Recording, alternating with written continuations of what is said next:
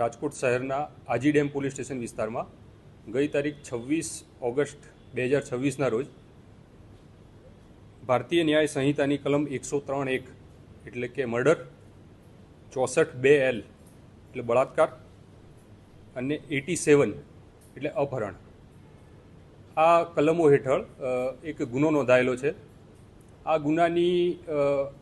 ઘટનાક્રમ જાણીએ તો ગઈ 21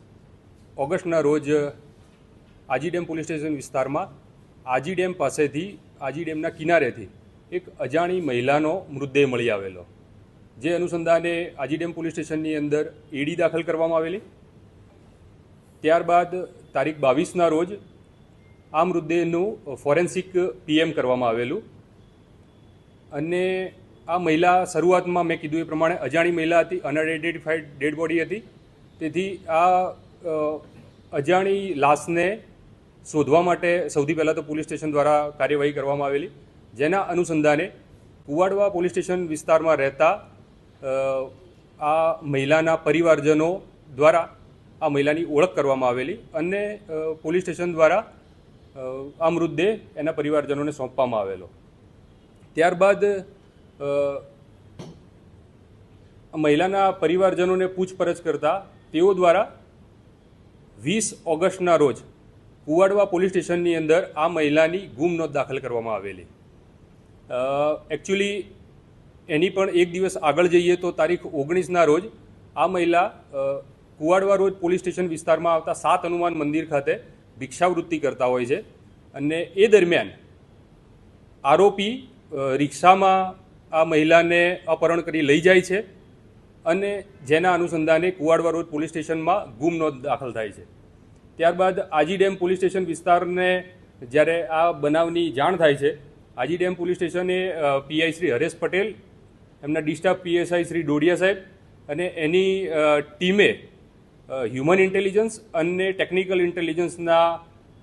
મદદથી બનાવ સ્થળ જે છે, જે જગ્યાએથી ડેડ બોડી મળી છે એ અને આ મહિલાનું જે રહેઠાણ છે એ વચ્ચે લાંબો 13 કિલોમીટરનો ગેપ છે. એટલે શરૂઆતથી જ આપણને શંકા હતી. તો પોલીસ દ્વારા અલગ અલગ સોર્સિસથી માહિતી મેળવી અને સીસીટીવી, ખાસ કરીને સીસીટીવીના આધારે એ પ્રસ્થાપિત થયું કે એક રિક્ષાની અંદર તારીખ 19ના રોજ આ મહિલાને બેસાડીને આરોપી અપહરણ કરી લઈ જાય છે અને આજી ડેમ પોલીસ સ્ટેશન વિસ્તારમાં આજી ડેમના કિનારે આ મહિલા સાથે બળાત્કાર કરે છે અને ત્યાં લાકડાના ધોકા મારી મહિલાનું મૃત્યુ નિપજાવે છે અને મૃત્યુ નિપજાયા બાદ આના ડેડ બોડીને કપડાં વીંટી અને ડેમના કિનારે ફેંકી અને પુરાવાનો નાશ કરવાનો પ્રયત્ન કરે છે. આ અનુસંધાને સીસીટીવી, મેં કીધું એ પ્રમાણે સીસીટીવીને ફોલો કરી તથા હ્યુમન ઇન્ટેલિજન્સ,